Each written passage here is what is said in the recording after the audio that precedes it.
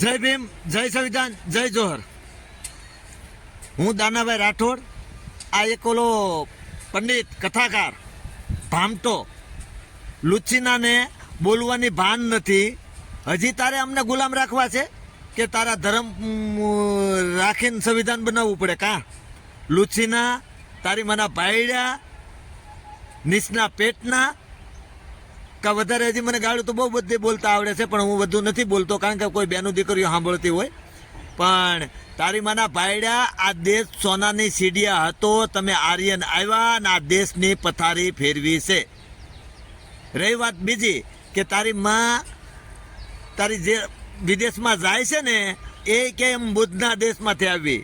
તાર બાપુ એ વિદેશ જાય છે ને તો એમ કહે છે કે હું બુદ્ધના દેશમાંથી આવું છું, બાબા સાહેબના દેશમાંથી આવું છું. તારો બાપ 365 વર્ષમાં હજી કોઈ તમારો પંડિત ભણ્યો નથી, એટલું તમારો બાપ ભણ્યો છે. અને વર્ષો પહેલાં આ ભારત દેશ સોનાની સીડિયા હતો. આ તમારી રેખા આર્યન આવ્યા અને આ દેશના ધર્મના વાડા પાડી અને આ દેશને સૂત અસૂત કરી આ દેશના ભાગલા પડાવ્યા છે ધર્મના નામથી. તારો બાપ ધર્મના નામે બનાવવું પડે સંવિધાન, તો તું એક જ તે હિન્દુ ધર્મમાં ભારતમાં જન્મો છો? તારા બાપ અહીંયા કેટલી જાતના ધર્મો છે, તો હું ભાઈ બધાના સંવિધાન અલગ અલગ બનાવવાના? તારું બાપ સંવિધાન બધાય માટે એક સરખું છે. અને તમારી મનુ સમૃદ્ધિ, બેનું દીકરીઓને માટલામાં પાણી ન પીવા દેવાનું, માસિક ધર્મમાં આવે તો એના હાથનું ખાવાનું નહીં, ખાવા બનાવવા દેવાનું નહીં. તમારી બેનું દીકરીઓને આજે જે સારા કપડાં પહેરીને નીકળે છે, ગાડીઓ લઈને નીકળે છે, એ તારી મનુ સમૃદ્ધિ હોત તો આજે અમારી એ બેનું દીકરીઓ બહાર નીકળી ન શકી હોત. હજી તમારે બેનું દીકરીઓને ગુલામ રાખવી છે. મને ખબર, બધાને ખબર પડે ગાંડીના. હજી અમુક બેનું દીકરીઓને બિચારીને ખબર નથી કે આવું ને આવું છે ભારતથી, પણ એ બેનું દીકરીને નર્મ વિનંતી છે કે આ ઓડિયો સાંભળો. પહેલાં તમે તમારા પતિની તો ગુલામ હતી, પણ ગામમાં જે મોટા માણસો હતા એ તમને એ ટાઈમની અંદર જ્યારે લગ્ન કરીને આવતા, એ પહેલી લગ્ન કર્યા ને એટલે પહેલો દિવસ તમને ત્યાં બોલાવતા.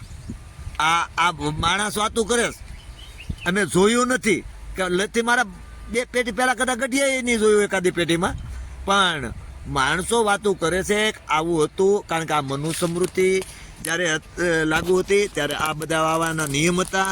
અને આ તમને કન્યા પધરાઓ સાવધાન કરીને આના 5-10 હજાર રૂપિયા થાય એટલે એ તમારી પાસે લઈ જાય, એના ધંધા હાલે છે. હવે એની માવું સાણા વીણતી હોય, એની માવું ભીખ માંગતી હોય ને આ વિદેશમાં ને અત્યારે બધે ભીખ માંગવા વયા જાય છે બીજા દેશમાં. ગુજરાત મૂકીને અમે આમ કરી દેવું ને તેમ કરી દેવું ને તમારે આ નડતું હોય તો. હવે તારી માં ભાગી ગઈ, તારી બેનું શું ધંધા કરે છે એ બધા તમે વિચારો. તમે બહુ હારી ના હો, તમે આર્યન છો અને આર્યન જ રહેવાના છો. તમે ભારતના મૂળ નિવાસી નથી. આ ભારતના મૂળ નિવાસી તો આદિવાસી અને SC/ST છે. પણ તમે આ ખાસ ધ્યાન રાખજો. આ ભામટાનો વિડીયો મૂકું છું.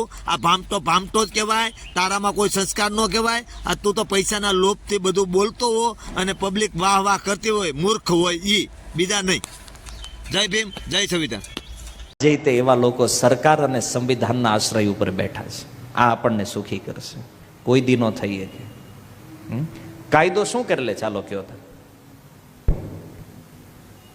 તમારો દીકરો, તમારી દીકરી 20 વર્ષ તમે એને પાલન કર્યું છે, તમે એનું પોષણ કર્યું છે, પણ એ જાતે ક્યાંક નિર્ણય કરીને વિવાહ કરી લે ને, તમે કાંઈ ન કરી શકો એને.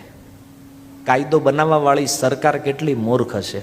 આ બંધારણ જેણે બનાવ્યું છે એ કેટલા મૂર્ખ વ્યક્તિઓ છે અવ્વલ નંબરના. એમ અને લોકો એમ કે છે સંવિધાનને ફોલો કરો. આ સંવિધાને આ દેશને વ્યભિચારમાં ધકેલી દીધો છે.